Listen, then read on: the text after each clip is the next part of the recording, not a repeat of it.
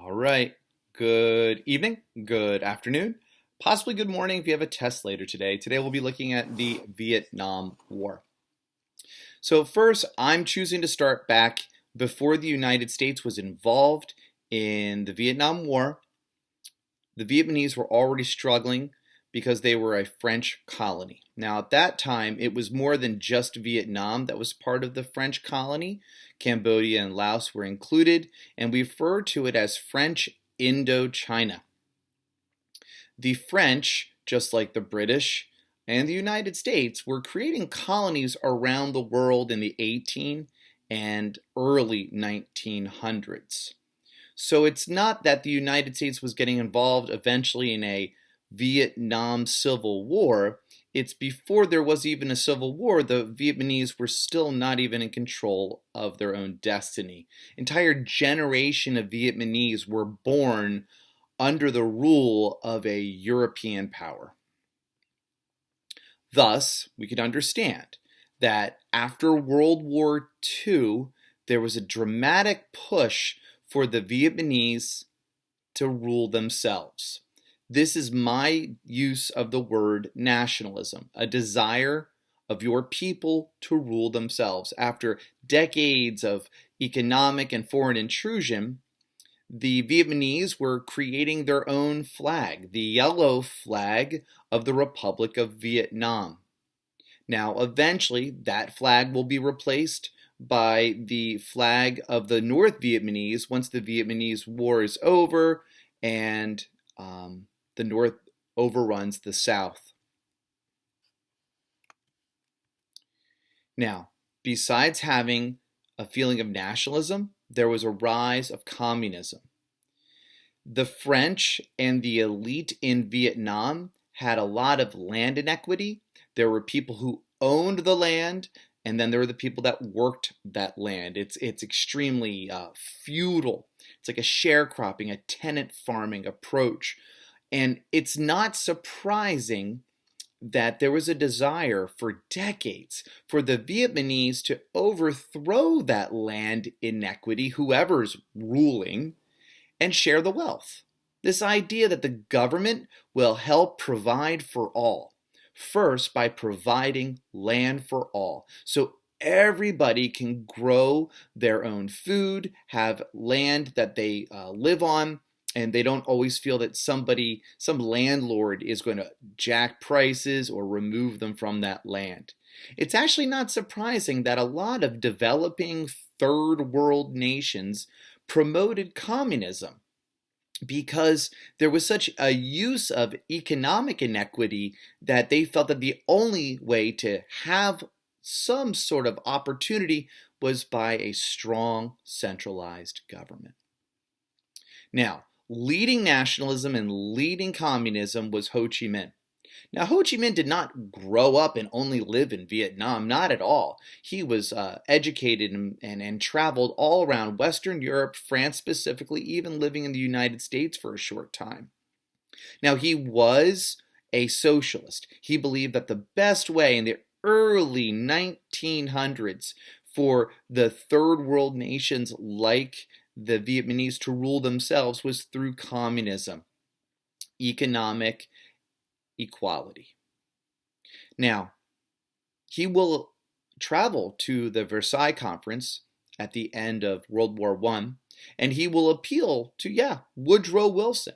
See, Woodrow Wilson had one of the 14 points was this idea of self-determination.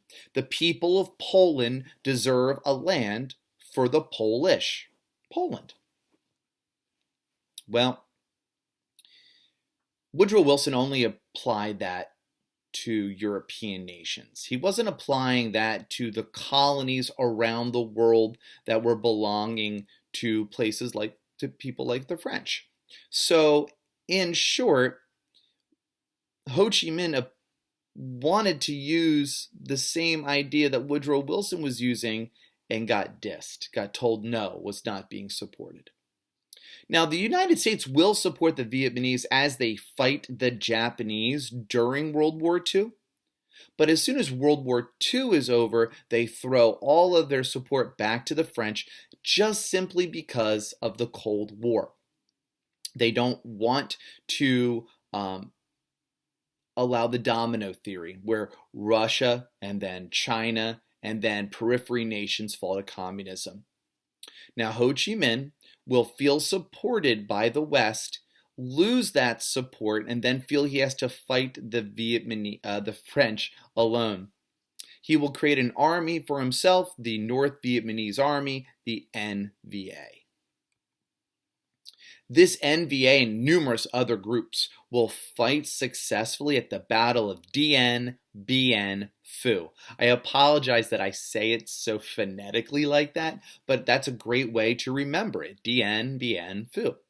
The Battle of Dien Bien Phu was fought in 1954, and it was largely Vietnamese guerrilla soldiers, backed by the Chinese weapons, fighting an intense battle by a formal French army. The French lose. The rebels win, and the Europeans, the French, decide to leave French Indochina. Backdrop, though. Remember, contextualization. This is the middle of the 40s and 50s. Truman and Eisenhower were fighting a Cold War, domino theory. Remember, like people like Stalin were reaching into Eastern Europe, taking land for their buffer states, making communist states. Does the United States actually have the ability to permit the French to give the land back to the Vietnamese, only for the Vietnamese to fall to the Chinese? I mean, if you think of it, Truman, Eisenhower, that mentality, there was no way that the United States was going to allow the Vietnamese to rule themselves. Gathered together in Geneva, Switzerland in 1954, the Geneva Conference was held. It was Europeans deciding the fate of the Vietnamese. Their decision that North and South Vietnam will be split along the 17th parallel line of latitude. Now, in 1954, there will be two Vietnams. But the idea would be that in 1956, an entire election will be held. All of Vietnam will select one leader to form one government, one constitution, and Vietnam will be united again. Here's the political fallout from all of this. The North, they will throw their backing behind communist Ho Chi Minh. The United States will eventually push a puppet, if you will, Ngo Dinh Diem into power. When I call him an American puppet, when you're getting aid, when you're getting money, when you're getting supplies from a foreign power like the United States, you're going to follow their whim. You're going to do what they say. It's kind of like gunboat and dollar diplomacy all wrapped up in one. The problem here for Ngo Dinh Diem is that Ho Chi Minh is more popular. He's more popular in the North. He's more popular in the South. He had been around for decades. He was not an elitist. He sounded like he was speaking to and for the common man. Thus, in 1956, Ngo Dinh Diem doesn't allow the elections to be held in South Vietnam. He cancels the elections. By not partaking in the 1956 elections, the South Vietnamese are not given the opportunity to vote for Ho Chi Minh to rejoin a broader, stronger Vietnam. Thus, in 1956, the North and the South stay separated. Now, you're going to have this for a few more years. By 1960, John F. Kennedy is going to be elected. Now, John F. Kennedy, I put a passage of his out there. He said in his inaugural address that he will pay any price, bear any burden, meet any hardship, support any friend, oppose any foe in order to assure the survival and success of liberty. This is a hawk. This is somebody who's not going to back down during the Cold War. He faces challenges in Cuba, challenges in Berlin. The Berlin Wall is put up. He fails at the Bay of Pigs invasion. You understand all this. We did it. Thus, he can't lose Vietnam. Like, if you think about it psychologically, JFK is beginning to feel like a weak or appear to be a weak president. He's going to want to run for re-election in 64. Darn well, he ain't going to lose that re-election because of his failure in Vietnam. Thus, he sends 12,000 military advisors or soldiers to help support the South Vietnamese as they deal with the North Vietnamese, both the NVA, the North Vietnamese Army, and the VC, the Viet Cong. Now, I'm going to talk about the Viet Cong later. So at the same time, this is what John F. Kennedy's doing, putting out support of South Vietnam. What's going on in South Vietnam? Well, the problem is that Ngo Dinh Diem is a corrupt leader. He drives around in a Rolls Royce. He was an elitist. He was a Catholic and persecuted Buddhists. When you're a minority faith in a majority other nation, like the Buddhist nation, and you want to challenge the Buddhists, that's the route he chooses. He actually starts creating re-education centers. So people were being taken off the streets and being re-educated on how to be good citizens of South Vietnam. You could see in this inserted picture, sadly and famously or infamously, there were Buddhists lighting themselves on fire in protest. Literally dousing themselves in gasoline, lighting themselves on fire, sitting in the lotus position out of protest to Ngo Dinh Diem, our ally. When your country is supporting somebody who has his own citizens, Buddhist monks, lighting themselves on fire, you probably put your money behind the wrong guy, the wrong horse, the wrong leader. Ngo Dinh Diem will be assassinated by his own people, but we knew about it. If we knew about it, if our CIA knew it was coming, then I guess I'd say our CIA supported it. It's just a kind of a weird way of saying that we supported it. Now, imagine, within a month, Ngo Dinh Diem is dead, then John F. Kennedy is dead, and now we have President LBJ. Let's see how things are going to escalate significantly. Remember, LBJ is not a Cold War hawk. He's not a Cold War warrior at all. He did not want the Vietnam on his lap. He is a liberal, a progressive, Great Society, Civil Rights Act, Voting Rights Act, more and more and more. But two things. One, he kind of has to follow through on Kennedy's promise to the South Vietnamese and to the people and to the party, largely because most of LBJ's advisors are John F. Kennedy's advisors in 63 and 64 at least. And he has an ego, a massive ego. He is not going to lose Vietnam because he didn't want to lose something that John F. Kennedy got them into. Not for John F. Kennedy, but for his own ego. He's going to expand military influence in the Vietnam War. Now, I'm going to leave this timeline and talk broadly. During a lot of the challenges we had in Vietnam, possibly the top one, the number one challenge we had, was knowing who were the bad guys. See, the North Vietnamese often were in military garb. They were on the other side of the 17th parallel. But the VC were guerrillas in South Vietnam who were fighting against the South Vietnamese government, the American-backed government. Stop and think about it. Just because they were on the southern part of the South 17th parallel doesn't mean that Ho Chi Minh wasn't in their heart. Doesn't mean they didn't want to be part of a broader Vietnam. Doesn't mean they didn't believe in communism. They were just on the one side that Europeans decided was South Vietnam. So these guerrillas did not wear uniforms. So sometimes they were farmer by day and VC by night. Here is a brutal picture. It's from 1968 in Saigon.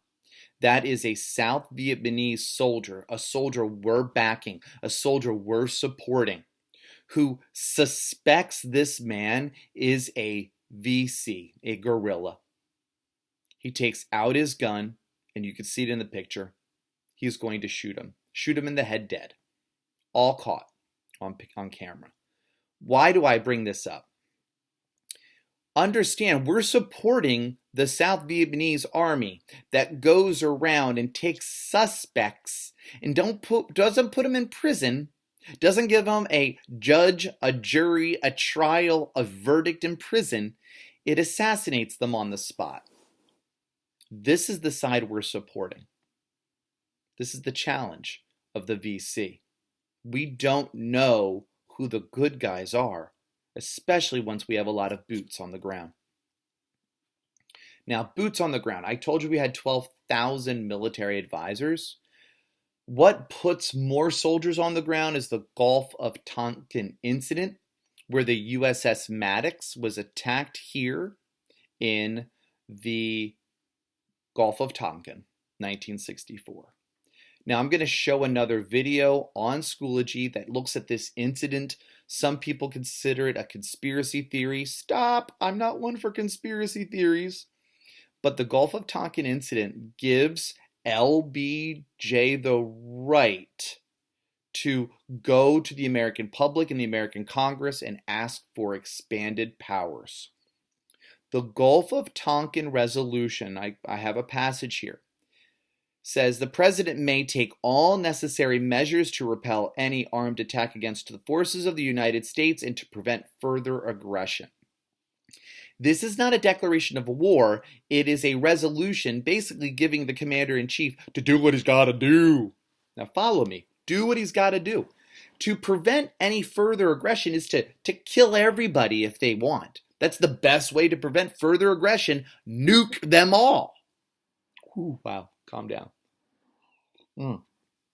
That is not what's going to happen, but it's such an ambiguous, broad statement. It also doesn't have a declaration of what victory looks like. To prevent any further aggression, that means the North Vietnamese have to be conquered. That's the only way to prevent further aggression. But remember, we fight wars of containment. We go up in the Korean War, we push back the North Koreans and we declare it a victory. How are we going to apply that to Vietnam? Now, Johnson is in the middle of the civil rights movement, right? That's at least something he wants to resolve. He wants to have his great society. And his biggest challenge is the Democrats, especially the Southern Democrats. And this was a theme under JFK. This was a theme under Truman. The Southern Democrats want war. They want a hawk. So here's the deal. And that's why I put the image I did. JFK passes away, and LBJ takes the mantle of the Vietnam War, and he will fight it, as long as the Southern Democrats will support some of his Great Society legislation. That deal with the devil, is going to create the Great Society, and it's also going to enter us deep into the Vietnam War. And now you're going to start to see a surge of soldiers. Let's look at the numbers. In 63, there's 23,000. 65, 185,000. And you will see that by 1968, we are throwing soldiers at the problem. More soldiers on the ground, in the air, in the water. We will win the Vietnam War. It's not going to work. In 1965, we start Operation Rolling Thunder, and in short, the biggest part of Operation Rolling Thunder is that we are going to use an aerial bombardment of carpet bombing, where we drop more bombs on North Vietnam than we do during all of World War II. Don't forget about the bombing in Europe and the bombing of Japan. This is where we drop all the bombs. We are bombing guerrilla soldiers who are deep underground, literally hiding out. And we are bombing villages because we feel the only way for the North Vietnamese to stop this war is by showing them that we have more power. And this isn't going to make them stop. They're fighting a war of nationalism. They want Americans, Europeans, foreigners off their land, and they want to reunite with the South. Some of the treatment we give them, well, we use napalm. Napalm is something I taught you during World War II. It is basically liquid fire bombing. We want to, it's like a defoliant, if you will, by bombing it on villages bombing it on the forest. We are driving out soldiers, and then we could flesh them out and do what we then have to do. Of course, Operation Rolling Thunder also includes Agent Orange. It's a chemical defoliant, orange colored. You drop it and it gets on the leaves, and eventually over time it kills those leaves. And if you don't have a forest to hide in, then you're going to struggle as a guerrilla soldier. Okay, we're going to hit pause for a second.